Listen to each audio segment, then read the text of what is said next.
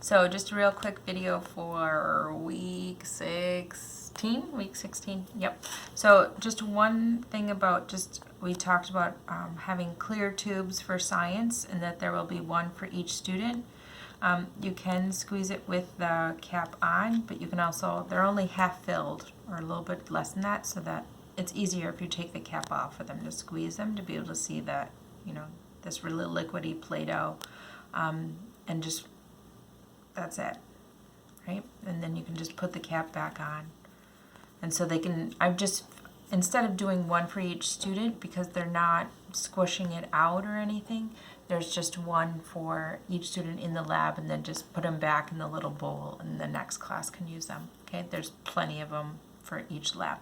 All right, now for art, we are doing Durer, so printmaking, which is super fun, and just like I mentioned at the meeting, the last meeting that we're doing, the styrofoam prints, tracing an image onto them, and then the students will have time then to be able to do multiples, so they can kind of get the real feel of printmaking, that we can make multiple images from the same thing.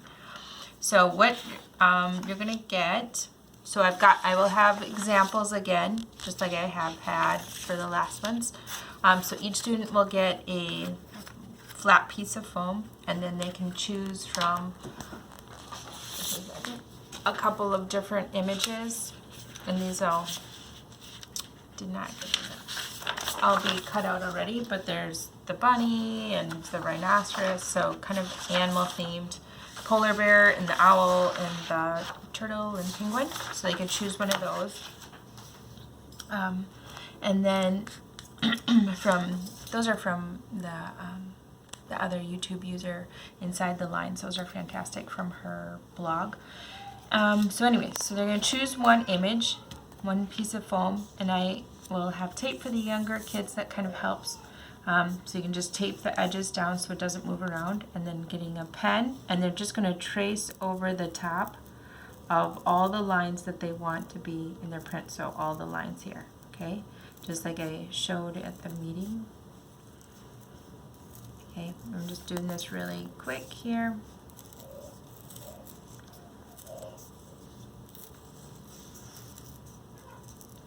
There will be some extra pieces of paper cut down already too, that are blank, if students just want to draw their own image on that blank piece of paper and then trace that onto their foam. And then so once they trace on their image onto the foam, they want to go back over those lines on their foam so that they can make sure they're nice and deep so that they'll print well. Okay, so just tracing over those lines, and I can add in some more lines if I want.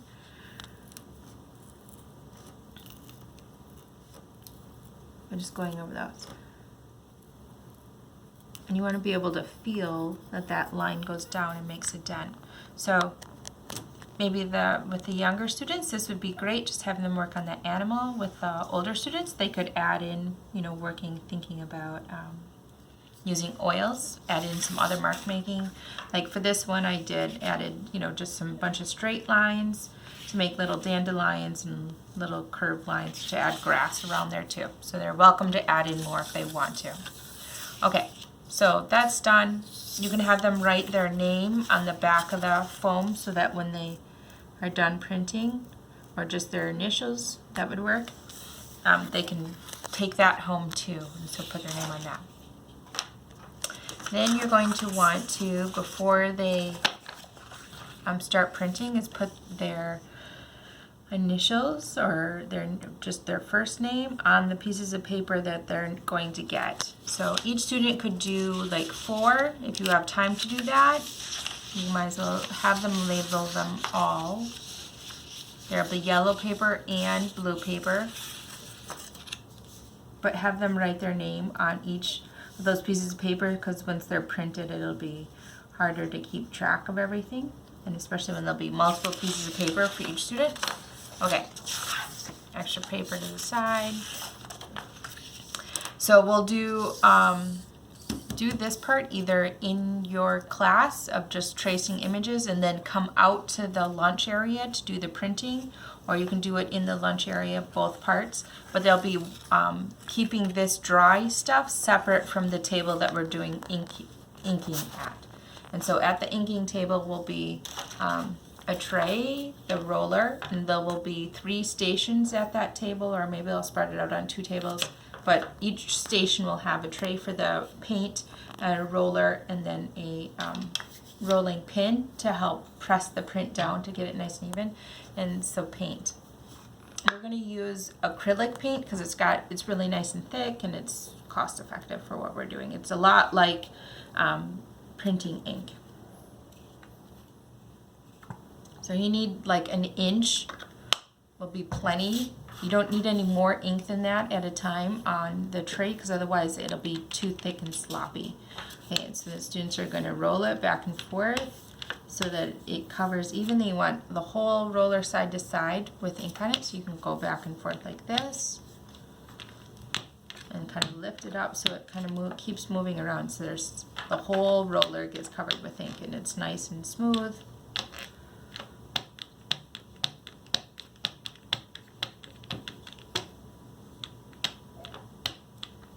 Okay, so it's evenly covered, you can see that. So with younger students, you might just want to have parents do this, but it's okay if they get a little messy. We'll have smocks out for sure, and the printing table will be covered, so it'll be easy to clean up. And then just kind of roll over the whole our printing block so that it's evenly covered with paint. You can kind of see it's not going down in those dents. You're going to pick it up by the sides.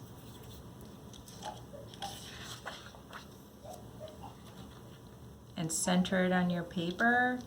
And then we'll have paper to cover that. And then use the rolling pin. It helps just get good contact over the whole thing so that all that ink is getting transferred, or the paint is getting transferred to the paper from your printing block.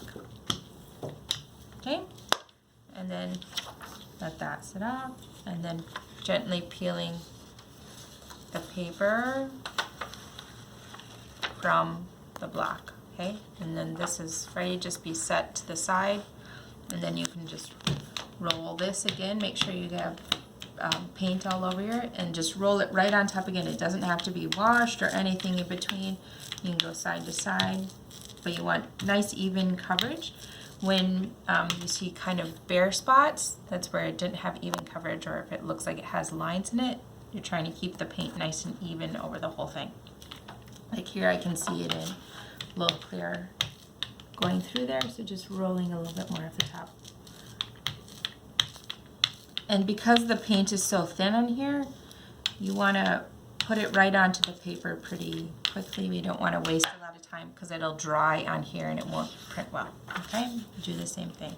So because there will be 3 stations, if you have everyone printing at the same time, you know, some students might have to wait in between, waiting their turn to roll. But while one student is rolling with the rolling pin, the other one could be inking up theirs on the other side of the table. So you guys will navigate that. It'll be great. Okay, and then we'll just let these dry. They'll dry pretty quickly, and then I'll stack them up and store them for the art show.